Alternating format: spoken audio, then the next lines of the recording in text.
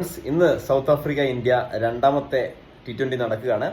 കഴിഞ്ഞ കളി നമുക്കറിയാം, ആദ്യത്തെ T20 ടോസ് നേടി ഡ്യൂവിന്റെ ആ ഒരു മെച്ചം അവർക്ക് കിട്ടുമെന്ന് കരുതി സൗത്ത് ആഫ്രിക്ക ഇന്ത്യയെ ബാറ്റിങ്ങിന് അയച്ചു. ഇന്ത്യ 175 റൺ മികച്ച സ്കോർ നേടി.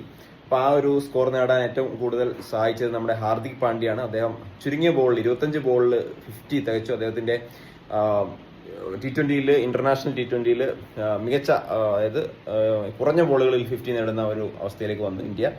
ഇന്ത്യയിൽ ഒരാളെങ്കിലും ഫോമായി കഴിഞ്ഞാൽ, ഇതുപോലെ ഫോമായി കഴിഞ്ഞാൽ സൗത്ത് ആഫ്രിക്ക തീർച്ചയായിട്ടും വിയർക്കും. കാരണം ആ പിച്ച് അങ്ങനത്തെ ആയിരുന്നു. ഇന്ത്യയിൽ നമുക്കറിയാം, ആദ്യത്തെ അക്ഷർ പട്ടേൽ വരെ നോക്കുവാണെങ്കിൽ എല്ലാവരും നന്നായിട്ട് ബാറ്റ് ചെയ്യുന്ന ആളുകളാണ്.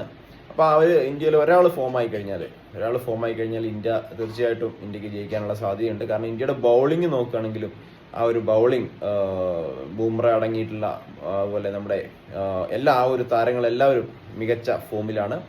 അതുകൊണ്ട് തന്നെ സൗത്ത് ആഫ്രിക്ക രണ്ടാമത്തെ T20 ജയിക്കാൻ വേണ്ടി തീർച്ചയായിട്ടും ഒന്ന് വേർക്കേണ്ടി വരും. അത്രയ്ക്കും സിമ്പിൾ ആയിരിക്കില്ല സൗത്ത് ആഫ്രിക്കയുടെ കാര്യം. ടെസ്റ്റിൽ സൗത്ത് ആഫ്രിക്ക മിന്നുന്ന പ്രകടനമാണ് ഇന്ന് കാഴ്ചവെച്ചത്. പക്ഷേ അതിനുശേഷം ഏകദിനത്തിൽ ഇന്ത്യ തിരിച്ചു വന്നു. ഇനി T20 ഇതേ പ്രകടനം ആവർത്തിക്കും എന്ന് നമുക്ക് മനസ്സിലാക്കാം. ഇനി ഇന്നത്തെ മാച്ച് കഴിഞ്ഞിട്ട് ഇതിന്റെ അനാലിസിസുമായിട്ട് വരാം. തീർച്ചയായിട്ടും നമ്മുടെ ഈ ചാനൽ ഒന്ന് സബ്സ്ക്രൈബ് ചെയ്ത് ബെല്ലൈക്കൺ എനേബിൾ ചെയ്യുക. Thank you. All the best.